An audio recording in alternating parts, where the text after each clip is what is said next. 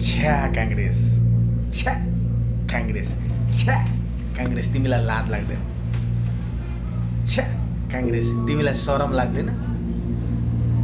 तिम्रो नाटक देखेर कार्यकर्ताहरू लाजले मास्क लाएर हिँड्न थालिसके। तिम्रो नाटक देखेर कार्यकर्ताहरू लाजले मास्क लाएर हिँड्न थालिसके। समर्थकहरू तिमीदेखि धेरै टाढा भागिसके। छ्या काङ्ग्रेस, तिमीलाई लाज लाग्दैन? कहिले 2 महिना बैठक गर्छौ, कहिले महाधिवेशनको मिति सार्छौ, कहिले 2 महिना बैठक गर्छौ, कहिले महाधिवेशनको मिति सार्छौ, कहिले विशेष महाधिवेशन गरेर नयाँ नेतृत्व ल्याए भनेर धक्क लाउँछौ, कहिले विशेष महाधिवेशन गरेर नयाँ नेतृत्व ल्याए भनेर धक्क लाउँछौ। छ्या काङ्ग्रेस, तिमीलाई लाज लाग्दैन? छ्या काङ्ग्रेस, तिमीलाई लाज लाग्दैन? कार्यकर्ता र समर्थकमा निराशा जागिसक्यो।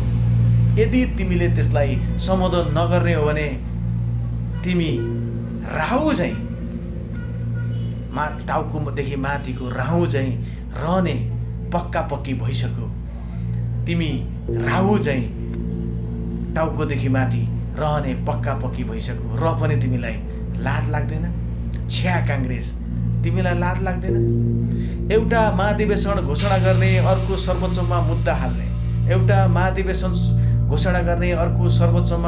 हाल्ने, एकले अर्काको अनुहार हेर्दा पनि मुख कुलुकुलु गर्नुपर्ने यो कस्तो काङ्ग्रेस? छ्या काङ्ग्रेस, तिमीलाई लाज लाग्दैन?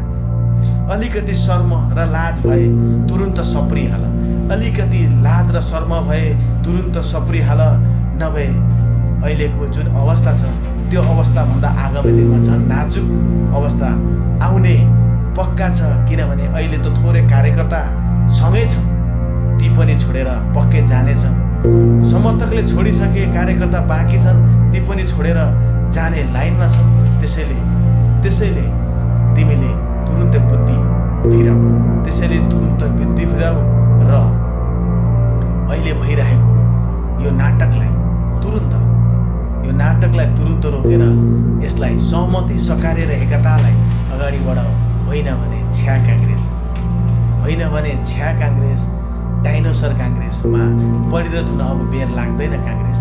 त्यसैले म तिमीलाई भन्छु, छ्या काङ्ग्रेस, तिमीलाई लाज लाग्दैन? एउटा कार्यकर्ताको हैसियतले, एउटा समर्थकको हैसियतले र एउटा शुभचिन्तकको हैसियतले फेरि पनि म तिमीलाई भन्न चाहन्छु, छ्या काङ्ग्रेस, तिमीलाई लाज लाग्दैन? लाज लाग्ने भए अलिकति लाज छोप्ने काम गर। होइन भने राम नाम भिरबाट खस्ने गुरुलाई राम भन्न सकिन्छ, काँधे हालेर सधैँभरि सत्य जान सकिँदैन काङ्ग्रेस। त्यसैले तिमी सुध्र काङ्ग्रेस, होइन भने म्युजियमको एउटा पानामा बस्न तयार हो काङ्ग्रेस। छ्या काङ्ग्रेस, तिमीलाई लाज लाग्दैन? छ्या काङ्ग्रेस, तिमीलाई शरम लाग्दैन?